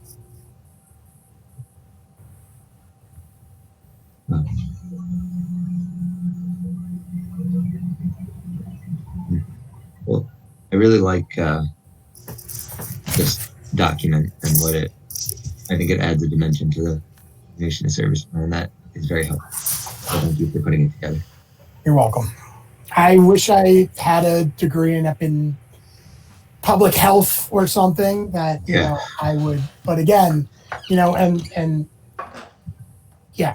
I'm not going to get on my soapbox about the powers that be, but right now we're flying blind.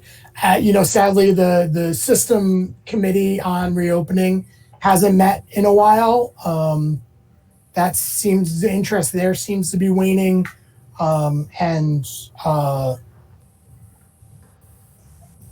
State Library is working on digital inclusion and the digital divide right now, which are all important topics, but are providing us no guidance in how to move forward. Scott, how many L's libraries are more open than we are?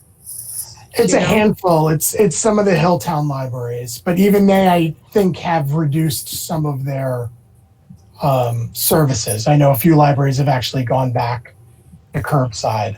There is on the UHLS website, there is a current status document that I need to update. But yeah, Bern has limited hours. Bethlehem's doing curbside. Brunswick's curbside. Castleton is by appointment. Coes is closed. Colony. They're open. East Greenbush doing grab and go browsing at limited hours. Grafton's operating normally. Guilderland is closed. They're all doing some kind of limitations. The majority are doing curbside pickup or front porch pickup in the more quaint hamlets of the capital region.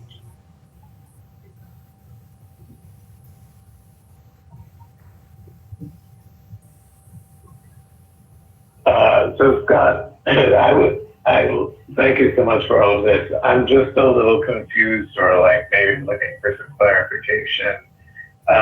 It seems like we're down staff and we have a hiring freeze, and yet to get to phase 3, we need more staff. So it feels like we're in something of a catch-22. So phase 3. So we'll have that staff hired before we're near phase 3, but those 3 or 4 positions are not going to be the solution to having enough staff to be into phase 3. I see. So right now we need to hire staff just to do more of phase 2. But if we're talking about phase 3, with all of our locations open, again, that's got to be a sea change in operations, and that's getting rid of the redundancy scheduling. Mm-hmm. Okay. When you say all locations, that does or does not include North Albany due to construction and North Albany is a huge question mark. I believe the school district, the rumor is the school district purchased the building. I know they haven't changed the locks or the security code. So we don't know. No one has communicated to us what the future is there. I believe the school district right now is struggling with a lot of other issues, so I'm not really holding it against them that we haven't had communication from them. So when I say all locations, that's North Albany is a big question mark. Mm-hmm. And Washington Avenue is going to be a struggle because the amount of staff it takes to operate the location. Right now, remember that on A weeks, we have 1 staff member in the building that would be Washington Avenue staff. And on B weeks, no one.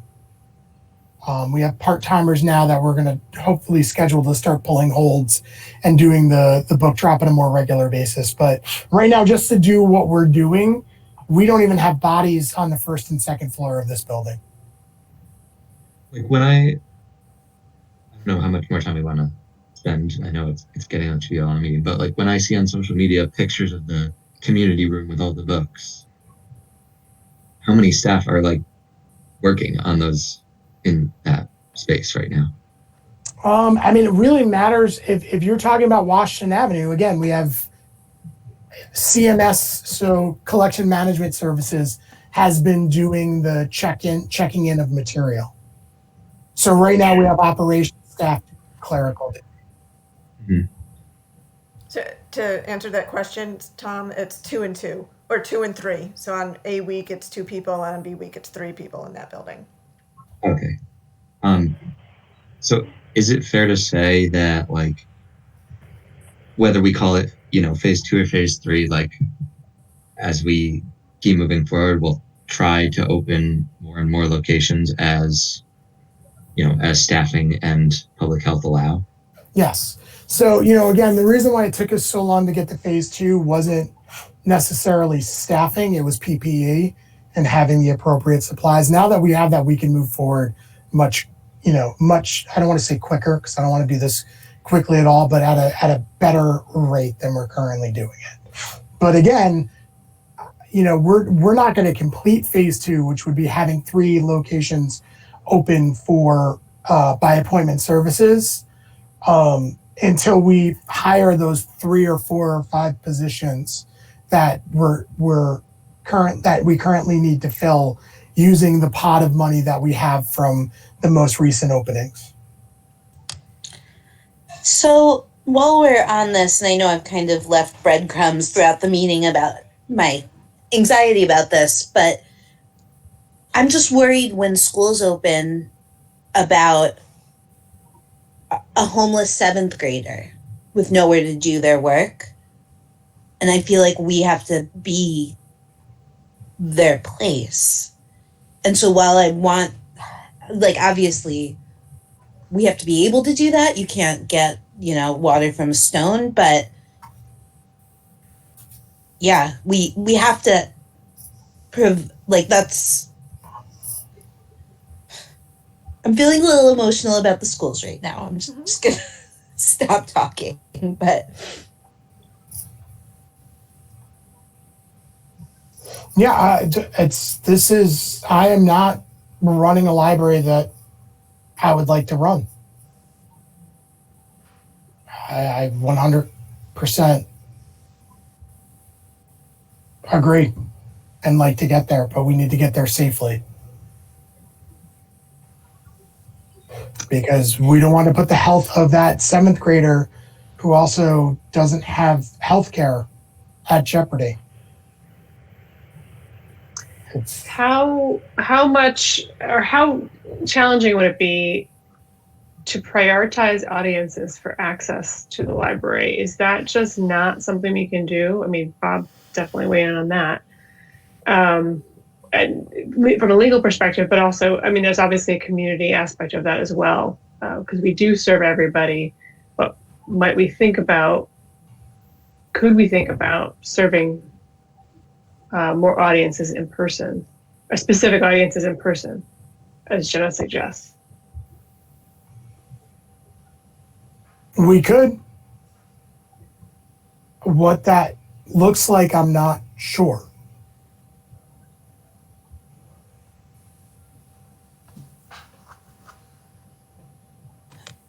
we at Skidmore have allowed basically reservation booking for study rooms that have doors that close, which kind of changes the equation for safety. I don't know if we'd be able to prioritize people. I think it's a really smart idea, Karen. I don't know. The other thing that's been on my mind in this space, and that I've seen some other institutions implement successfully, is outdoor tents with tables and Wi-Fi access. It's going to get cold soon, so you'd have to heat them, and I don't know what that costs or what the logistics are. But I would encourage us to consider that at some of our locations that have the parking lot space to do that. I think people would use it, and I think it would be a bare bones way of getting people some space where they can feel safe and do their work. So if I may speak to this a little bit, because this has been obviously in my purview, overseeing the IT department. When this whole pause started, we have, I believe it's 60 Wi-Fi hotspots that we currently loan out. we had an extra stash of, I believe, an extra 30 to 40 that we had on reserve should one break, should one get lost and we have to turn it off. So we could always keep those 60 in service. When that happened, when the pause happened, we talked to T-Mobile, who was our provider for that, and they turned them all on. And at that point, there was a small, I think a private school who contacted us for their scholarship students who they knew wouldn't be able to get Wi-Fi access at home, and they took 10 of the units for that. And we contacted the school district. School district never replied back to us. And then about 2 weeks after the pause started, T-Mobile reached out to us and said, well, the school district is trying to get the Wi-Fi devices and they're looking for over 600. And they were looking for us to provide them. And I'm like, we have the budget that we could cobble together, almost 100, but not 600, because you're paying per device. I think we're just, we're working, you'll see later on in the agenda here, we're working with the Albany Housing Authority to kind of expand the Wi-Fi, what we can do with that. We've hit kind of the societal wall to show that, we've tried having this conversation with the city and with other aspects of the municipality to consider citywide broadband. Other cities have done it. It's very well established. Those cities aren't having this issue, and we are. And as much as we, as the library, have been that safety net with that in the past, we don't have the capacity or the budget to do it on the level it's needed. I mean, if there's 600 kids that need it and I can get 100 in our buildings at a time, what do I tell those other 500 students?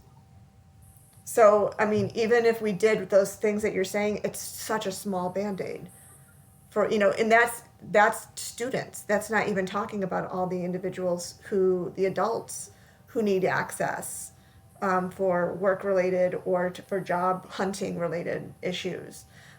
This is I wish there was something we could do, but this is such a huge issue. It's way beyond what the library could even fathom of solving. And like I said, it would be like us sticking our finger in the dam. Anything we could do at this point. So the issue with having tents, and then, I think that's a great idea. We talked about it for doing tents for spring programming in the finance committee when we were talking about spending. That is definitely a plan. I don't know if it can be a plan for this winter because, again, organizational capacity. We would not be able to do that at every location. We wouldn't have enough staff, enough wouldn't have enough Chromebooks. Yeah. But that's definitely something that we'll work towards. I just can't promise you that in the next 1 or 2 board meetings. But I can tell you every day we're working really hard to figure out new and different things that we can safely do for everyone.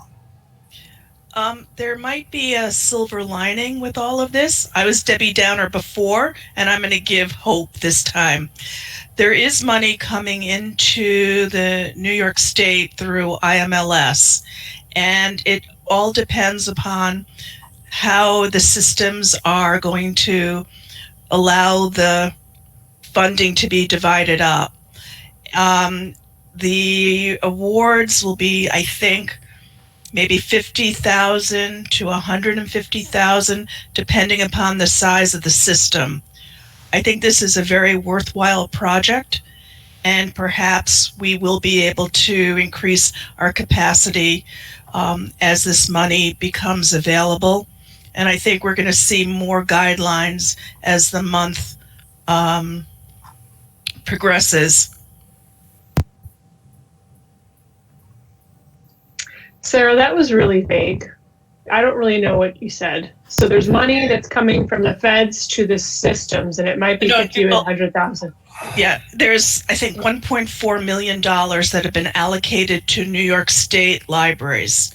And the money will be distributed through the New York State Library, and that's how it usually is done.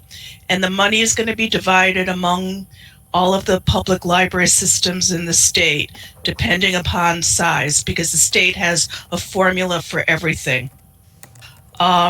It's a work in progress, and I don't have all of the details on how the money is going to be distributed, but I believe it's not going to be a competitive grant. It'll be done the way some of the other federal money is allocated to the public library systems. The reason I'm vague is because the guidelines haven't been set yet. But what I wanted to say is that there is some money coming in just for these kind of projects.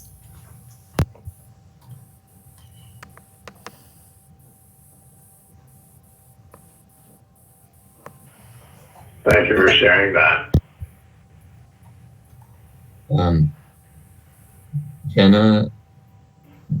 Jenna brings up a good point that because we have such scarce resources right now, we might want to think about how to direct our resources to the people who need them the most. And I know it's hard to screen for need and it's hard to do all that, but I don't have any answers right now, but I think that merits further thought.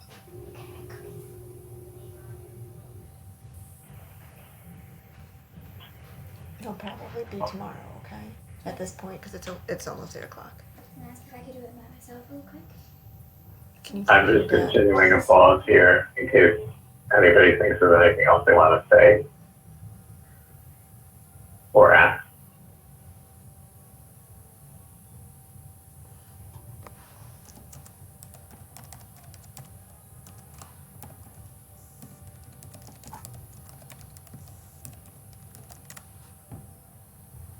I just like to make a comment. As obviously we're in a very tight spot and everyone is thinking about safety, but I think that once we get to 9.4 with the housing authority, the Wi-Fi, that's a great start. And I feel that collaboration, partnering with other organizations in the city, even if the city's not going to move on broadband, that maybe different ones as the museums and different other organizations throughout the city. I know I discussed something with Scott earlier today with Timbrook Mansion. They're looking for involvement.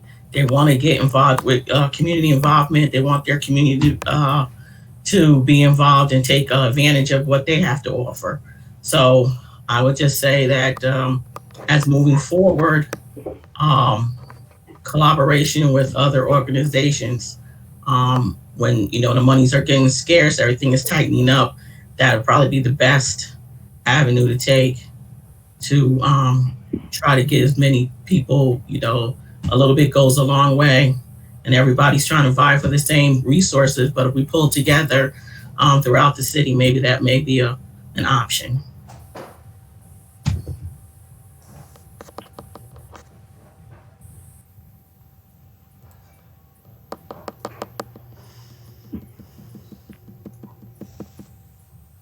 Just watching the clock here, creating one more pause.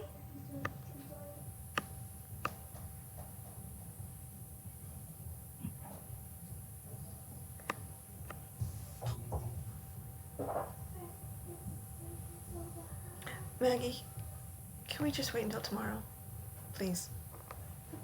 Okay.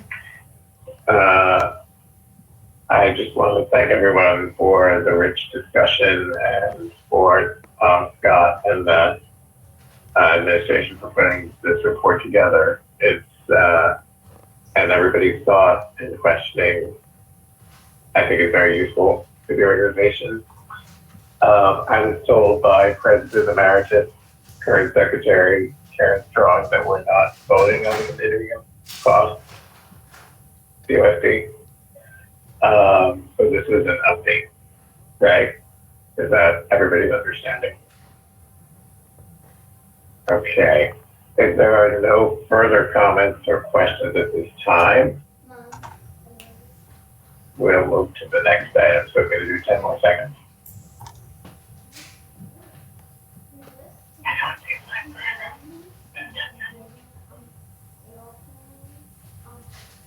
Okay, great. So thanks so much for that. Now we're going to move on to the cycle user agreement, and it's a renewal of the cycle program using our basement. So, this attaches to the user agreement with CPTA for the space in the basement used by Cycle or by the Cycle program. The original agreement is initially approved by the board June of 2017 and then amended in April 2018 to include additional space. CDTA will pay $19,000 change per year, 12 monthly payments of $1,600. This will be reflected in the Treasurer's Report under other revenue rental income. Cycle will occupy 3,976 square feet in the basement and have access to the building when necessary. The term of this agreement will be April 1st, 2020, the commencement date, and then end on March 31st, 2021. There's been no significant changes to the agreement. We're just extending it for another year, so that gives us 6 months to negotiate a future agreement. So really, it's a 12-month agreement, but it's really a 6-month agreement, and it just buys us time to negotiate possibly better terms for the library moving forward.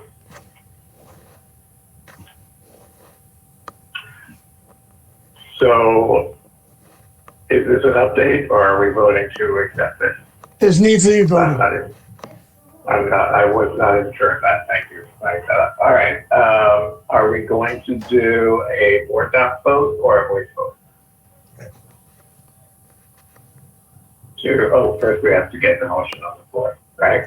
So we need a motion from the floor to accept this updated agreement extension with the CDTA cycle program. Motion from Vijay Pryor. Do we have a second? I'll second. Thank you, Karen Strong. Seconded by Karen Strong.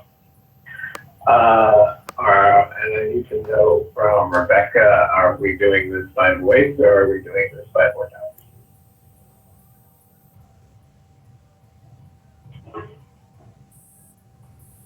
It's up on board docs right now. You should receive the pop-up box with the vote. Oh, is that? Okay, sorry. I was jumping the gun there. Great.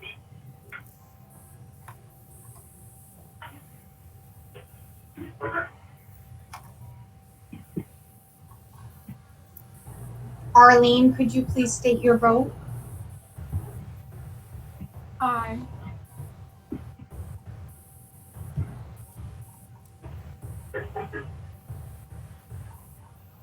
Did it?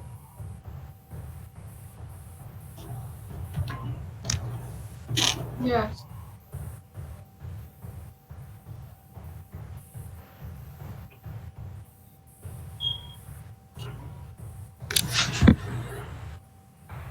Now, will this come up on which tab will this come up on? There it is. Here at our meet. Okay. Great. So I can scroll down, but I'm guessing the motion carries. I can see the first two votes are yeses. Mine was yes. So it will look like, yes, that was the summarizes about hello. So the motion carries 8-1 abstention. Great. Now we're going to go to something that kind of came up in our previous discussions, item 9.4, which is the Housing Authority Wi-Fi.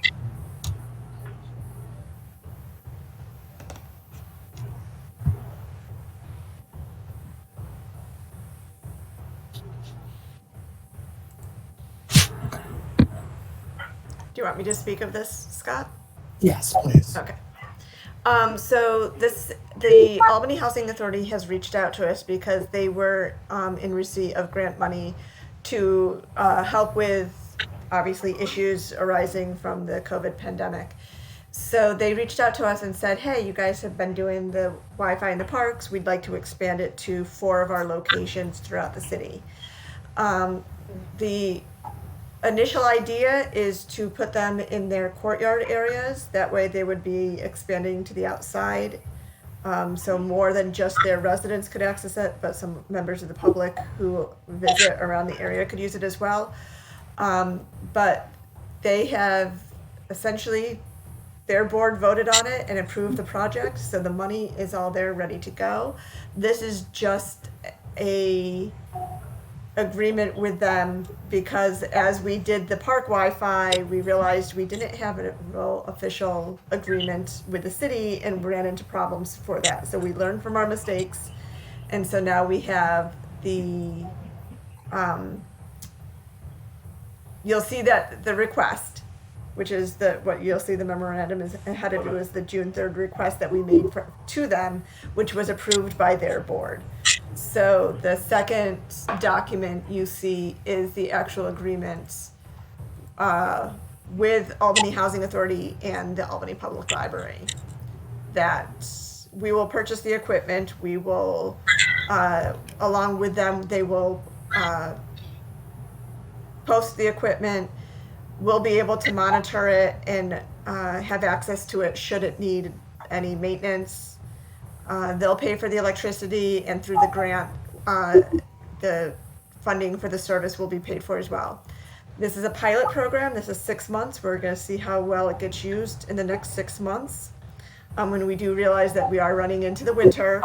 So there is a discussion with the Housing Authority. Will we put this in a community center area rather than posted outside, or will we do a combination of both in order to maximize the usage of it? But this is for 6 months. After 6 months, we'll evaluate the project. I will note we also did apply for an IMLS, the Institute for Museum and Library Services grant, to extend this for 2 more years. So that 2-year extension would, I believe, expand it to 4 more locations, so a total of 8 with the Albany Housing Authority, and then pay for the service to run for upwards of 2 years. And that's a sliding scale, so they could fund it for 1 year or they could fund it for the 2 years. But this is an option that we have right now to kind of expand our Wi-Fi services outside of library property. Very cool. Thanks for the summary. And are we going to be taking a vote to approve this from our board? Yes, our board will need to vote. So I'm going to ask for a motion and a second, and then we're going to have discussion and questions. Okay? So I'd like to get a motion to accept the Housing Authority Wi-Fi agreement from the floor. So moved, Sarah Dallas. Sarah Dallas, thank you. Second? I second Arlene Way. Thank you, Arlene Way. And now we have discussion and question session. This is Sarah. I'm assuming that Bob has reviewed the document. Yes, he has. Yes, he has. And he's made changes, and both he and the legal representation of the Housing Authority, this is the final. Great, and the date will be filled in on the day assigned, I guess. Melanie, just Date at the top is blank. to clarify, did you say you're gonna coordinate with the Housing Authority and decide later whether it's gonna go for an indoor space or an outdoor space? We're in discussions because we were hoping that all of this would get hashed out. Unfortunately, during this process, Steve Longo from the Housing Authority retired, so the project kind of got a little bit suspended. So we were hoping to have everything up and running by now, so we would have had a good 6 months of outside use. But knowing that they need to spend the money by the end of the year, so a lot of the money has to be pre-spent for this.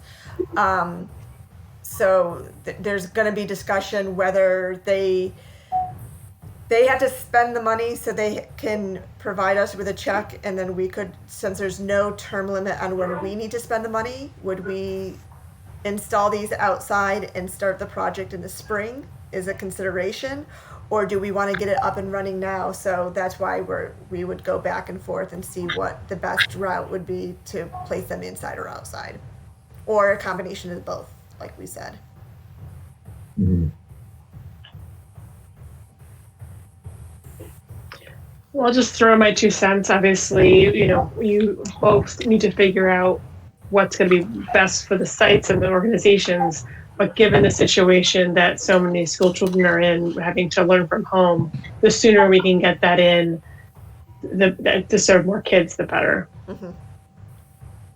That's the latest discussion we had, was if we put them in the community areas, the community room areas, then the kids, who live within those units could go to the community center or community rooms in those buildings and utilize the space. The problem that we're running into, because normally, like with our buildings, the Wi-Fi units are inside the buildings, but the signal expands outside the buildings. Unfortunately, these buildings are so much older, the ones that they've identified, that the structure of the building is going to impede the Wi-Fi. They're more concrete and steel buildings, which would impede the Wi-Fi signal, unfortunately.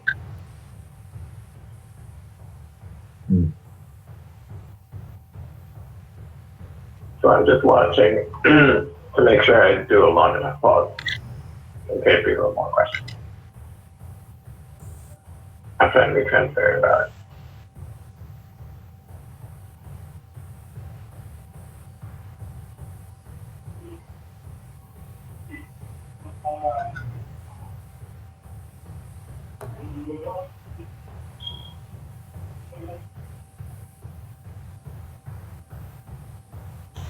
So hearing no further questions or comments about this, I suggest that we move to a vote on the motion to accept the agreement with Albany Housing Authority to install Wi-Fi in partnership.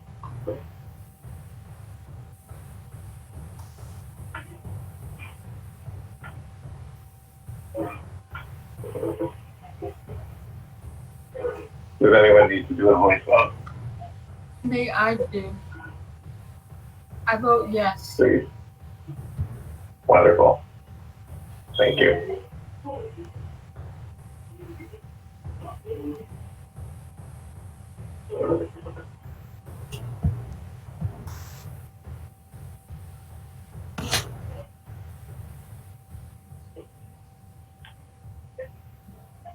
Oops, I saw the summary down there. It looks like the motion carries unanimously. That's wonderful. And I'm sure we'll follow up on this and make sure we understand how that's being rolled out. Great. The next item is the budget modification in 9.5 that we heard about in the committee report from the Finance Committee. And now we'll be entertaining a vote. So this is, I don't know what the elevator speech summary of this is, but this is to accept the budget modification with the Finance Committee at their last meeting. Can we get a motion to approve the budget modification?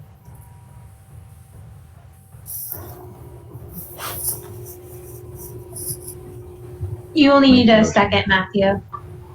The Finance Committee. Oh, right. I forgot. Yeah.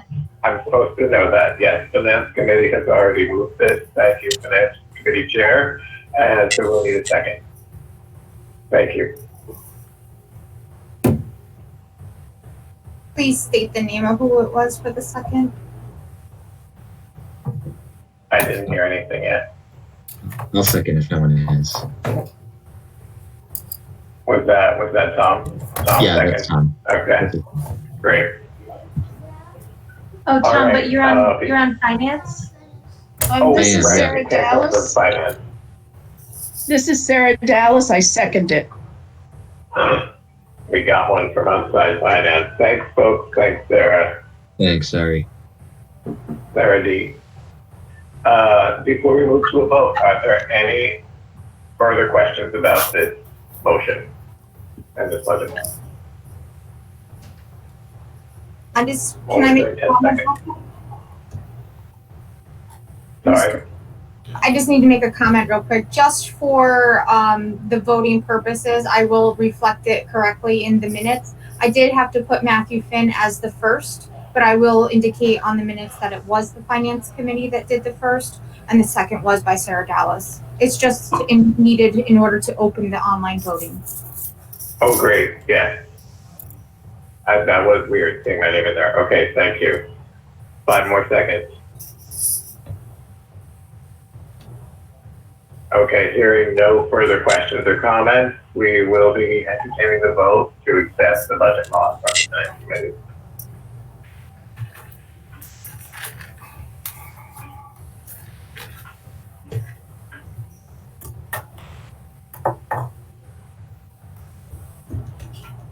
Arlene, please state your vote. I vote yes.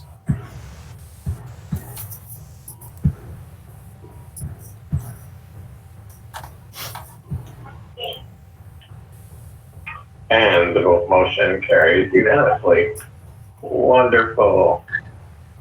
That brings us to item number 9.6.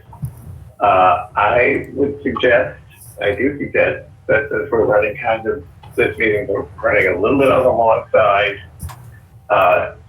we go through this quickly and then you can all read this at home. You all have access to this through board docs, unless anyone is really champing at the bit to talk about how the board evaluation went. It's generally a positive for you now. And Rebecca, if you want to scroll down in a minute to those comments at the end, that'd be great. Thank you.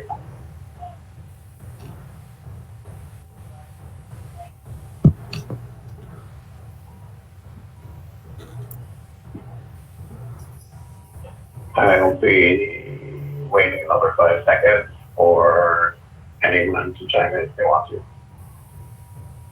I'm waiting a short time because this is a short time. Okay. One last call. Does anybody want to say anything about this?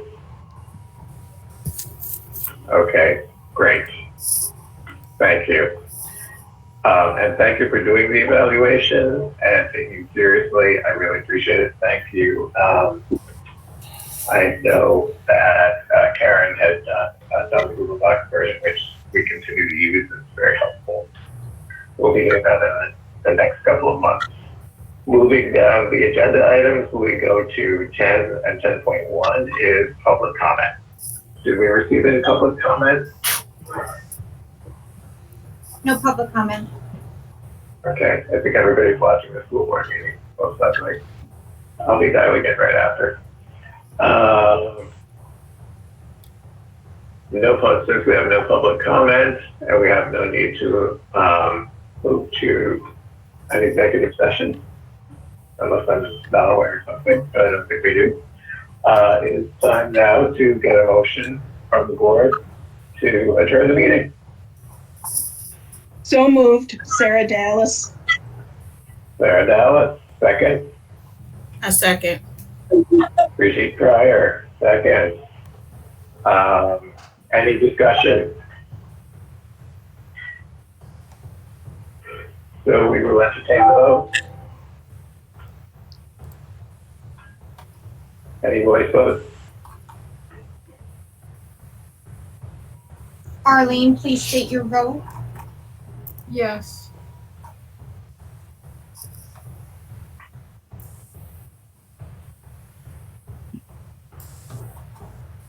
The motion carries unanimously. And now I don't have it up on my screen. Before I thank you all, I just want to remind you we should have a virtual, our next meeting will be virtual. I think it's October 13th. Is that right? I lost it on my screen. Does anybody remember? Just a reminder, we don't know if it'll be virtual or not. Okay. The extension of open meetings law was only until I think October 3rd, so we have to wait for the next extension to know for sure it's virtual. And Was the meeting, it 13th?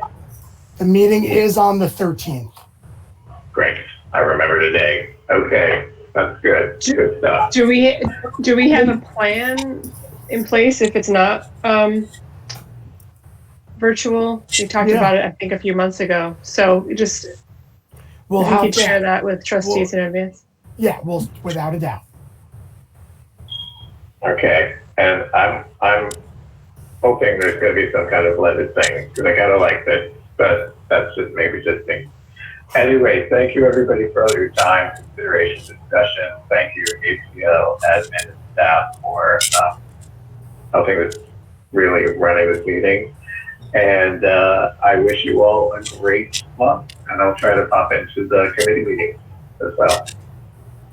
Thank you so much. Bye-bye. Bye-bye.